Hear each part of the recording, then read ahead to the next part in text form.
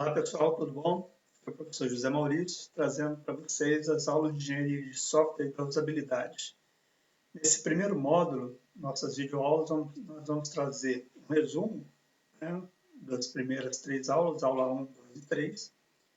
E essas aulas também vão estar divididas em videoaulas menores para que todos possam acompanhar, né, tirar dúvidas, através dos comentários que eu vou deixar das transparências. Então, na nossa primeira videoaula, nós vamos falar sobre software, conceito de software, isso da própria engenharia de software. Bom, existem algumas visões sobre o software. A visão mais antiga diz que ele é algo que você compra, que é a sua propriedade, que você instala, você utiliza no seu computador, que você mesmo gerencia. Aquele que no passado a gente comprava o disquete, né? Instalava na máquina e rezava para dar tudo certo. E sempre que havia uma melhora, uma melhoria, alguma versão nova, a gente tinha que ir lá comprar a nova versão, fazer todo o processo novamente e, mais uma vez, fazer uma prece para que o sistema realmente fosse plug and play, e não plug and play, né? Como a gente sabe que muitas vezes acontece. Hoje, nos dias atuais, existe uma nova visão para software.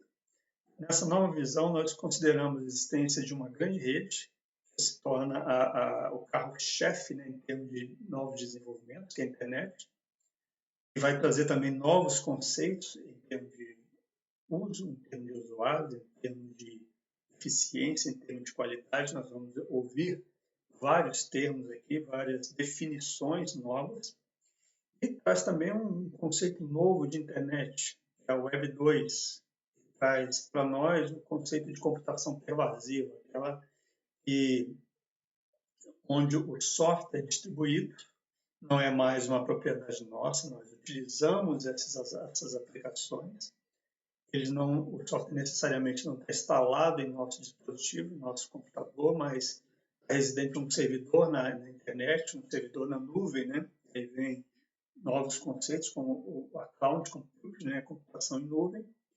Então, ele deixa de ser propriedade, deixa de ser algo proprietário, nós deixamos de ser responsável pelo gerenciamento, pelas atualizações, e esses fornecedores, prestadores de serviços que estão na internet, passam a nos fornecer esse software. Então, é uma nova visão, uma nova forma de entender o software como produto e o software mesmo como serviço.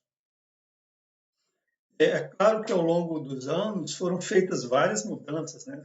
Foram vários acontecimentos que nos levaram ao que nós temos hoje. Isso não aconteceu de uma maneira de um dia para o outro. Nós estamos falando aí desde a década de 1950, como está aí nesse gráfico que estou apresentando para vocês, chegando até o século XXI. Nos anos 50, a predominância da computação em batch, né, em lote, onde os programas eram processados em grandes computadores, os mainframes, né? A distribuição e utilização de software era bastante limitada, e o software desenvolvido para essas grandes máquinas, tá? Normalmente grandes corporações que tinham esses grandes computadores. Evolui passando pelos anos 60 e 70 para plataformas onde mais usuários passam a ser interconectados por essas grandes máquinas. O processamento deixa de ser aquele processamento em lotes para ser um processamento em tempo real, real time, né?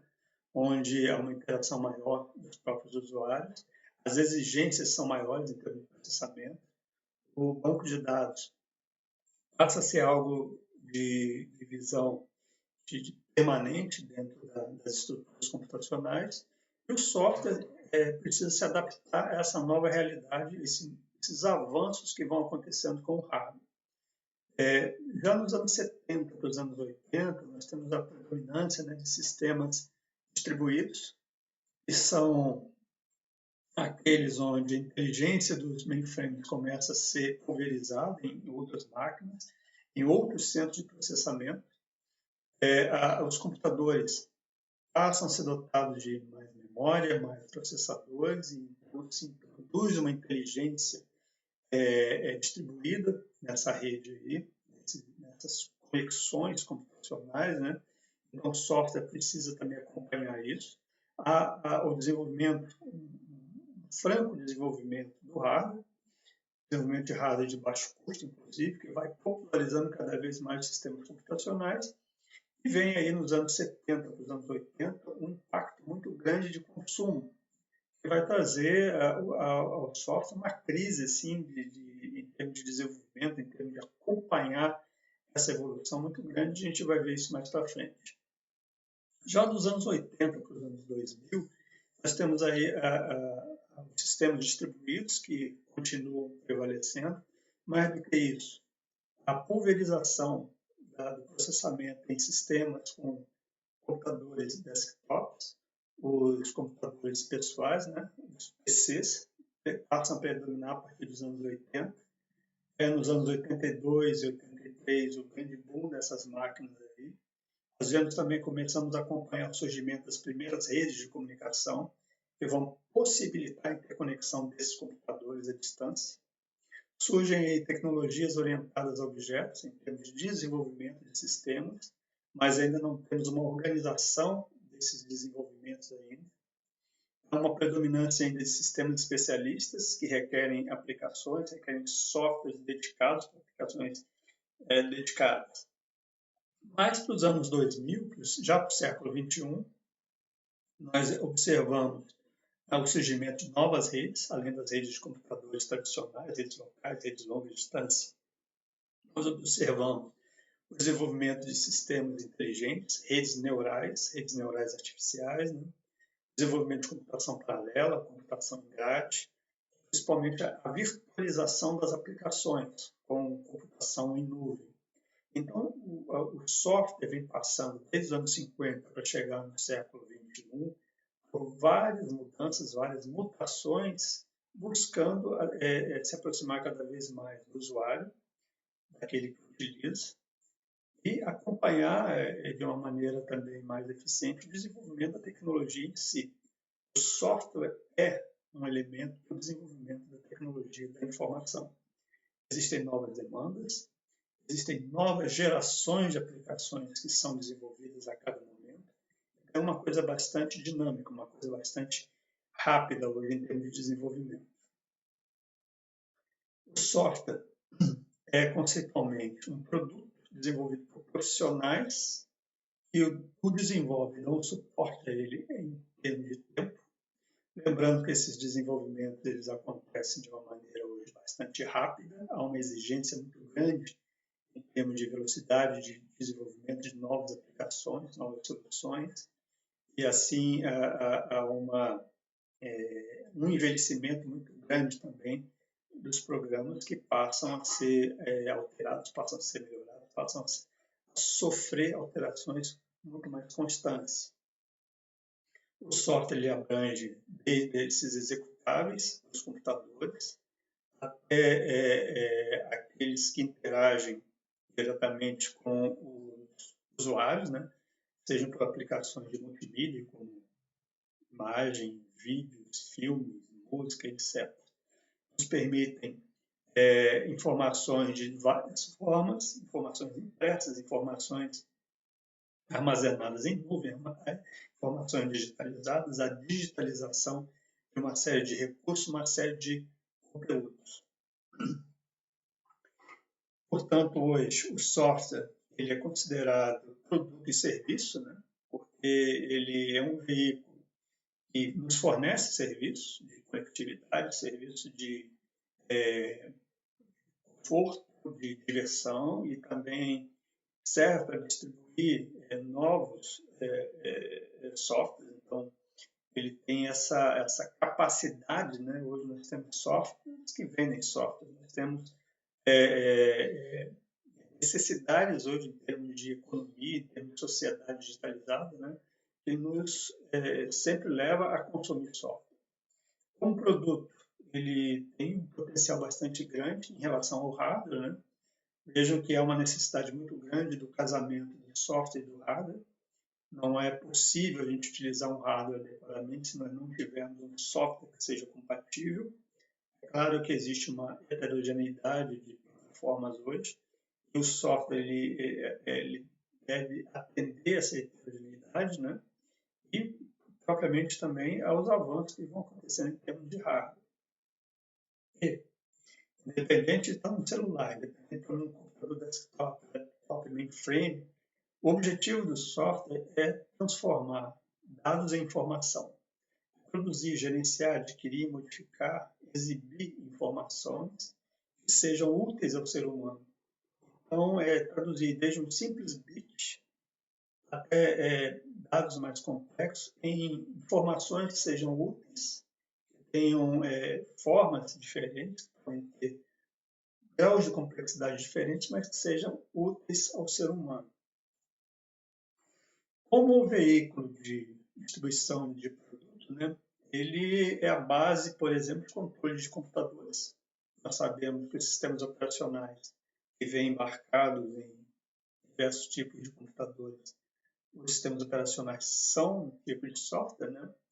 A comunicação entre redes de computadores requer a utilização de softwares, a parte de gerenciamento e controle de aplicativos e programas também são feitos à base de ferramentas de softwares em ambientes específicos para isso. Então, de modo geral, nós podemos dizer que o software ele é o elemento de transporte da informação. Ele transforma esses dados pessoais, dados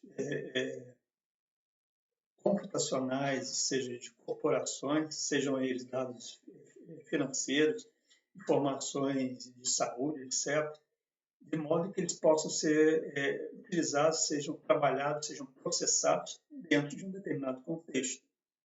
Então, nós temos aí softwares que têm aplicações bastante específicas, softwares que têm aplicações bastante genéricas. De qualquer forma, a grande maioria visa o gerenciamento de informações, no caso de empresas, por exemplo, informações comerciais que vão possibilitar o aumento da competitividade, melhores resultados financeiros, etc. São portais, né, que fornecem a possibilidade de acesso a portais, acesso à informação, como redes, como a internet. Também nos possibilitam obter informações sobre outras formas, sobre outros formatos quaisquer. Dentro dos conceitos de software, eu gostaria de destacar aqui o de Pressman, né? Nosso livro texto. Né? O Pressman, em 2006, ele estabeleceu que o software é um conjunto composto por instruções de computador, estruturas de dados e documentos. E programa é um conjunto de soluções algorítmicas codificadas numa linguagem de programação executado numa máquina real. Então, quando o programa é um conjunto de soluções que vão ser codificadas, o software é um conjunto de instruções de computador. Ou seja, em um software nós podemos ter um conjunto de programas. O programa pode ser um subconjunto de software. Software é desenvolvido ou projetado por engenharia. Não é manufaturado no sentido clássico. Não é feito como o desenvolvimento de uma peça, como se desenvolve, como se manufatura um carro, manufatura um móvel, manufatura um objeto, um eletroeletrônico. Mas deve ser projetado segundo critérios, segundo técnicas de engenharia, para que você tenha sucesso nesse desenvolvimento. O software não se desgasta, mas se deteriora. O software não é uma peça mecânica que, com o tempo, vai sofrendo uma folga, vai sofrendo um desgaste. Entretanto, ele envelhece, ele necessita ser atualizado, ele necessita de melhorias, ganhar novas funcionalidades. Então, com o tempo, ele pode se deteriorar, sim. Softwares são programas de computadores em suas diversas formas e a documentação associada.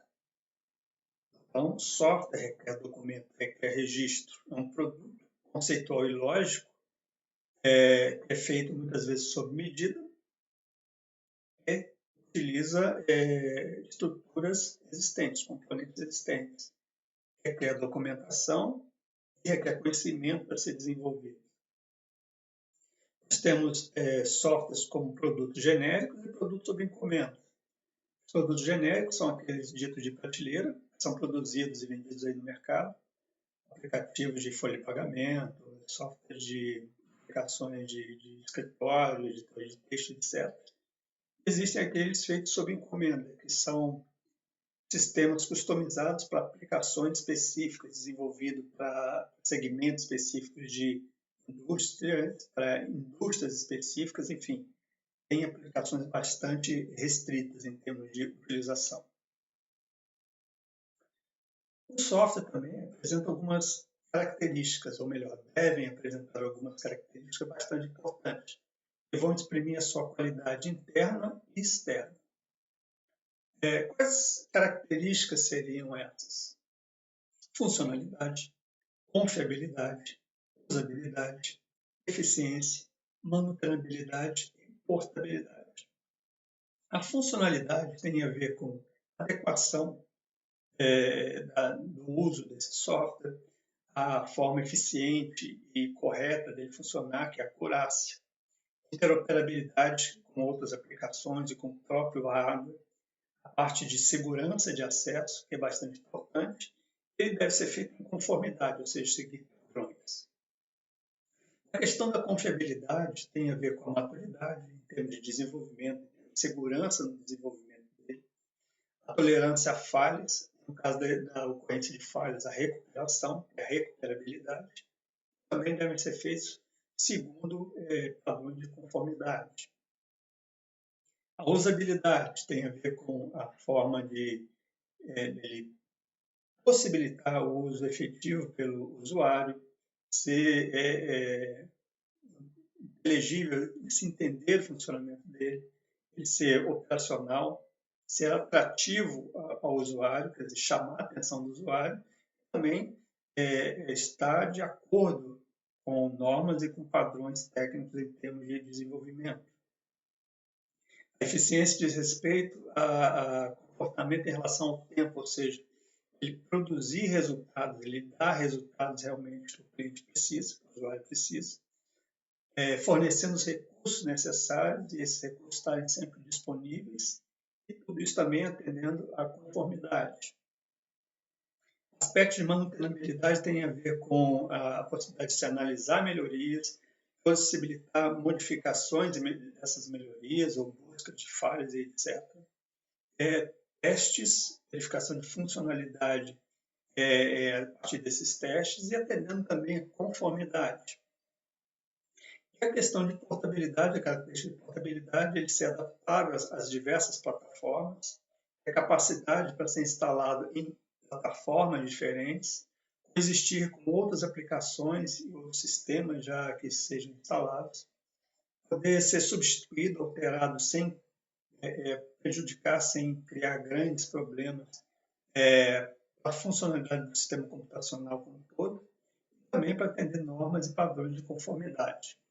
Vejam que essas qualidades refletem tanto internamente como externamente no software, requerem, todas elas requerem estar conforme, estar dentro das conformidades dos padrões e técnicas da sua configuração.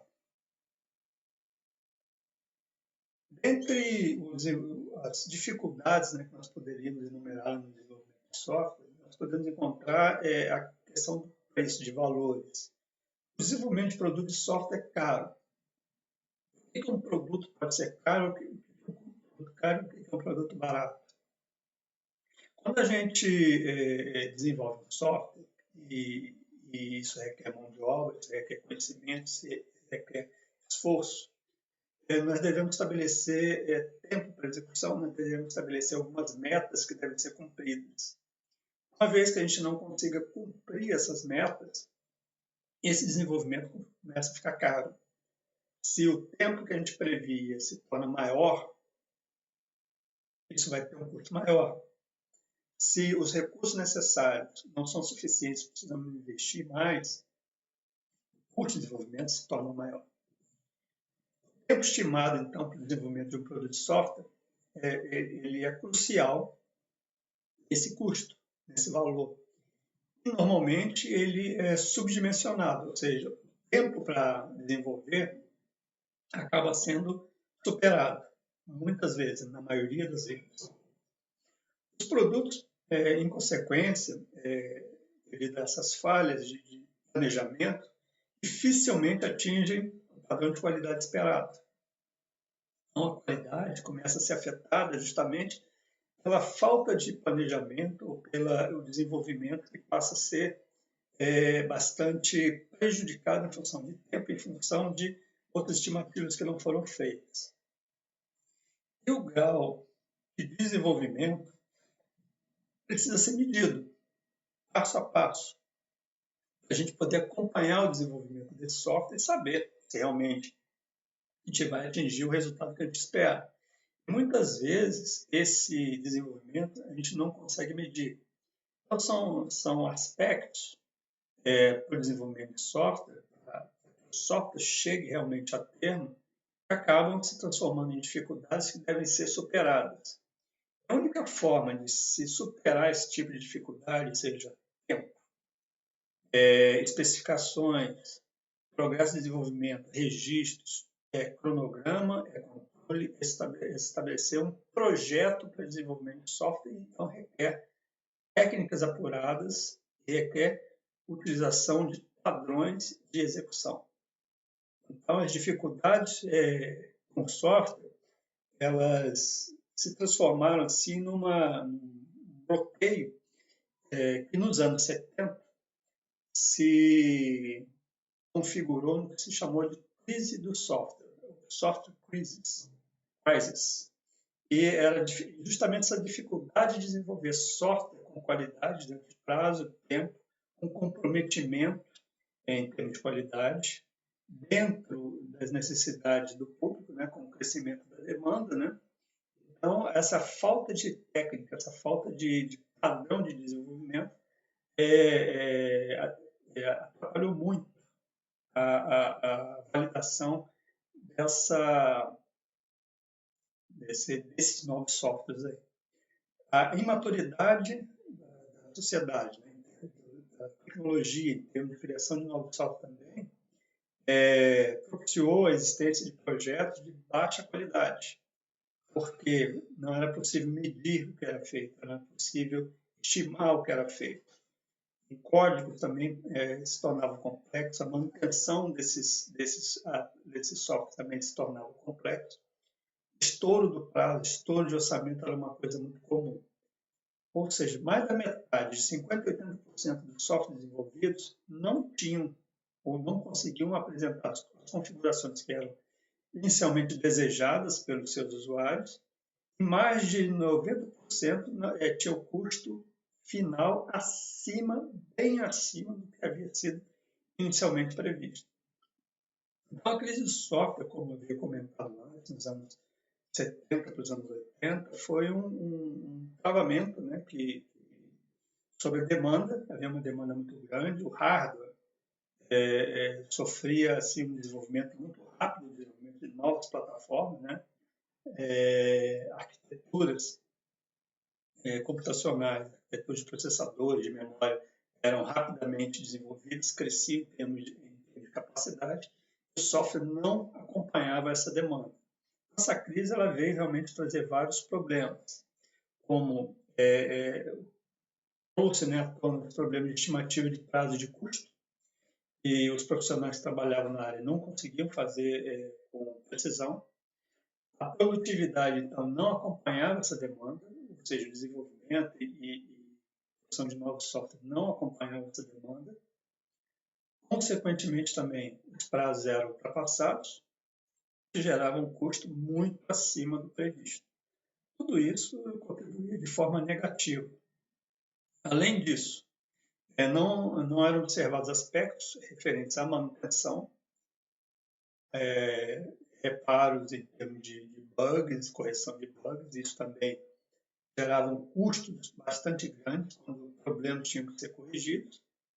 E, em relação aos usuários, um terço dos projetos, muitas vezes, chegava a ser cancelados antes da sua conclusão, ou porque já tinha estourado em muito orçamento, ou porque já tinha estourado em muito tempo, porque não atendiam de forma alguma ao que os usuários queriam. Mas, com certeza, os outros 2/3 sempre extrapolavam o orçamento. Tudo isso veio a trazer, trouxe à tona, né, trazer necessidade de desenvolvimento com técnica. Você criar técnica, você criar tecnologia, se criar padrões específicos para o desenvolvimento de software. Então, a utilização de técnicas, de ferramentas e processos sistematizados para produzir software vem justamente dessa crise que se instaurou nos anos 70 e anos 80.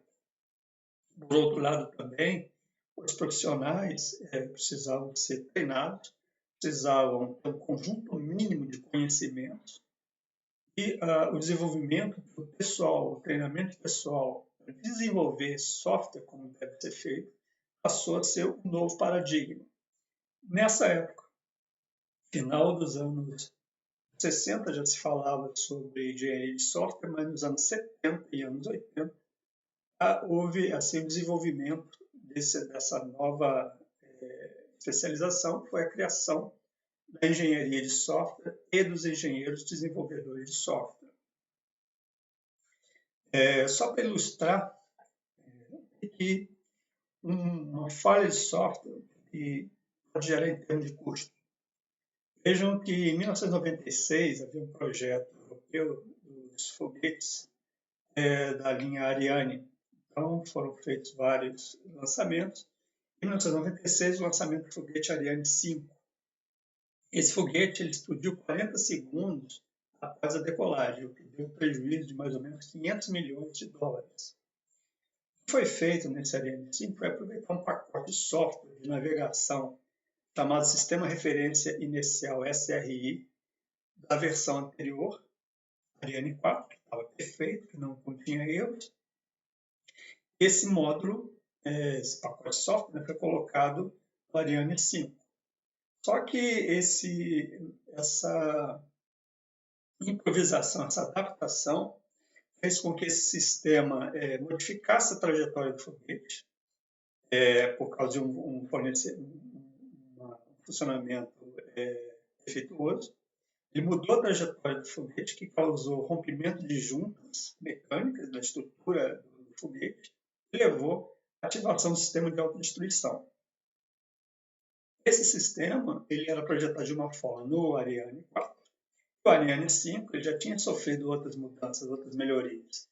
Então, o mais correto teria sido o desenvolvimento ou a melhoria do sistema anterior, mas não simplesmente a utilização de um pacote de um sistema anterior.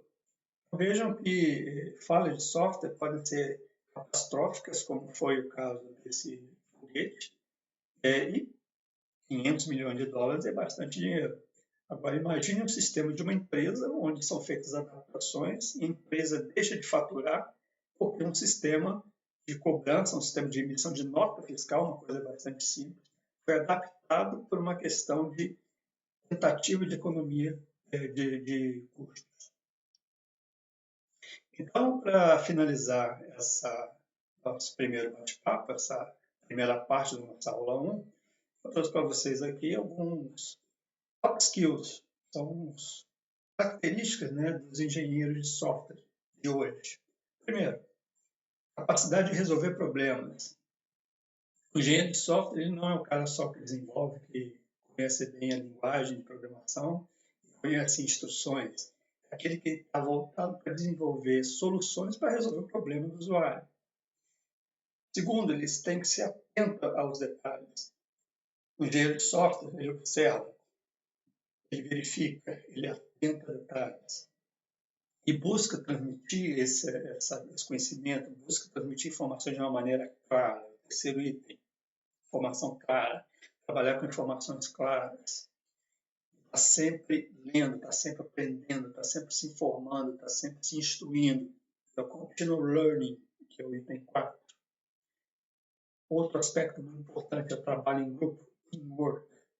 E nenhum desenvolvimento de software é feito de maneira individual. A pessoa sozinha vai sempre depender de alguém. Você vai sempre depender de um cara que seja melhor na parte de cronograma, na parte de gestão do projeto, na parte de execução, de configuração, na parte de instruções, etc. E, principalmente, o engenheiro de software, você está fazendo o projeto para um cliente, para um usuário. Você não faz o projeto para você. Então, é importante ter empatia, é importante ter um bom relacionamento com o usuário final. aquele que vai utilizar o seu produto, vai utilizar o seu desenvolvimento. Então, muito atento, são 6 skills, são 6 perfis bastante importantes que o engenheiro de software possui. Bom, gente, a gente termina aqui a nossa primeira parte. Logo em seguida, nós vamos começar a segunda parte da aula 1.